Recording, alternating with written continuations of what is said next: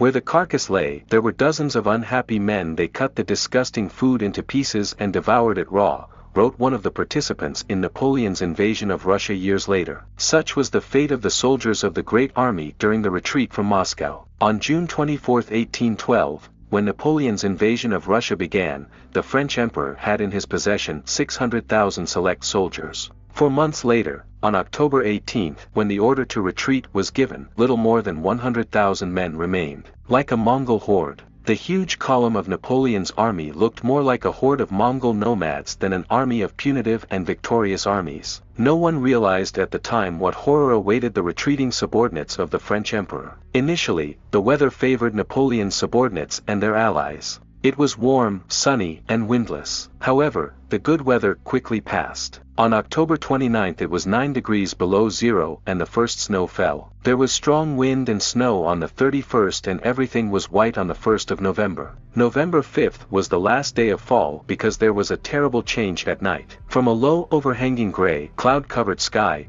a cold suddenly came over Russia, and on the morning of November 6 the tragedy began. Their eyes were wild, their faces emaciated. The soldiers of the Great Army, the vast majority from the west and south of Europe, were completely unprepared for the Russian winter. As one of Napoleon's biographers aptly notes, they had no idea how to keep the blood circulating, so they often lost fingers and toes, ears and noses. The situation worsened by the day. Even worse, the retreating troops quickly began to starve. Some could count on some kind of sustenance, like roast meat from horses falling en masse and, later, dogs, cats, and anything else that came in handy. Desperate marauders, whose numbers were growing at an alarming rate, nevertheless fought a cruel and merciless battle for survival. As Franciszek Gajewski, a staff officer and later aide-de-camp to Napoleon, recalled, their looks were wild, their faces haggard, all were as if dazed, all were silent and seemed to be preoccupied with nothing. Where the carcass lay, whether it had just died,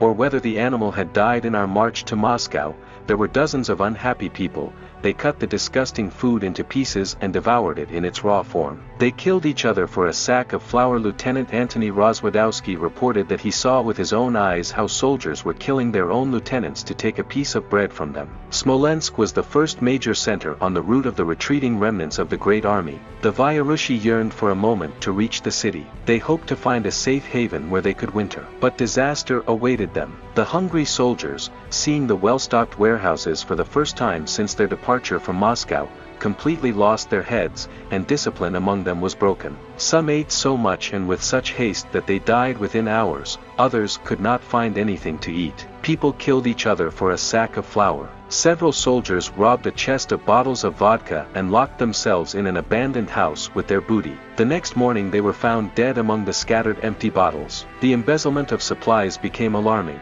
Like a herd of soulless beasts, it soon became clear that there was not enough food for everyone. Consequently, Napoleon ordered the retreat to the west to continue. The casualties at this stage were already terrifying. Of the French emperor's chosen bodyguards, who numbered 35,000 at the beginning of the campaign, by mid-November there were only 6,000. In turn, Marshal Davout's corps was reduced from 70,000 to about 4,000 men. In other formations the situation was equally dramatic. Meanwhile, Napoleon's army was about to force the Berezina River, which was not frozen by the thaw. The battle, which took place on November 26 to 29, cost the lives of tens of thousands more of the French and their allies. Hunger and bitter December frosts were still waiting for the lucky ones who managed to reach the western bank. Here is what Napoleon's other aide, Philippe Paul de Segur, wrote about his last days on Russian soil. The vast barns in some places by the road were the scene of even more terrible scenes. Regardless of age and rank,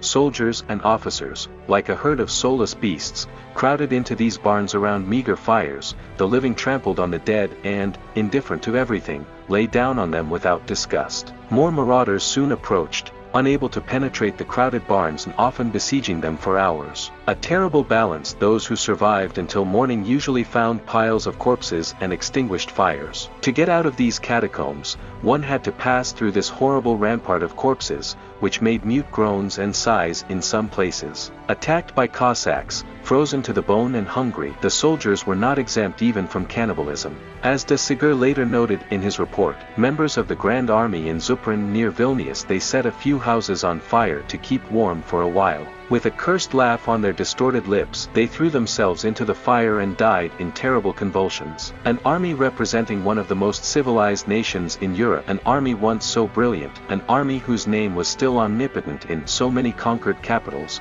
had fallen to the bottom. The final outcome of the invasion of Russia was devastating for Napoleon. By mid-December about 40,000 soldiers remained. The rest were either dead, captured, or deserted.